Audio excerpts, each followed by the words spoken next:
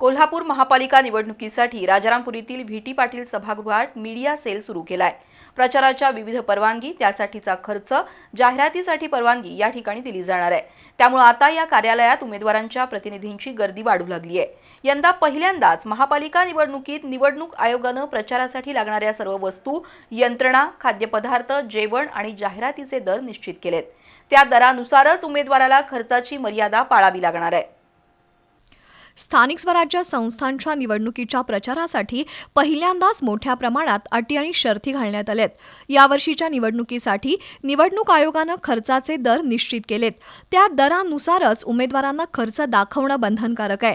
प्रचार सभेसाठी साधा मांडव घालण्यासाठी प्रति चौरस फूट 9 रुपये, तर सार्वजनिक सभेसाठी मंडप घालण्यासाठी 10 रुपये चौरस फूट दर निश्चित केलाय। लाकडी बंचला प्रति चौरस फूट 30 रुपये, प्लास्टिक किंवा लोखंडी खुर्चीचा भाडं 8 रुपये ठरवलंय। एका व्हीआयपी खुर्चीचं भाडं 110 रुपये, टेबल आणि कव्हरचे दर 60 रुपये आहेत। चहा, पान, अल्पोपहार आणि जेवणाचे दरही निश्चित केलेत।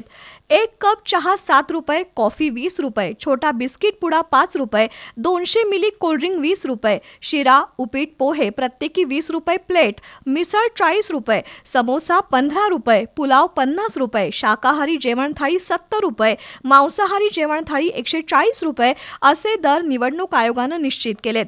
त्याशिवाय प्रचार साहित्याचे दर वेगवेगळे लावले आहेत। त्यामध्ये झेंडा, मफलर, बिल्ला, मुखवटे यांची दरसूची निश्चित केली आहे। दैनिकातील जाहिरात आणि इलेक्ट्रॉनिक मीडिया, स्थानिक केबलवर जाहिरात करण्यासाठीचे दर वेगवेगळे ठेवले आहेत।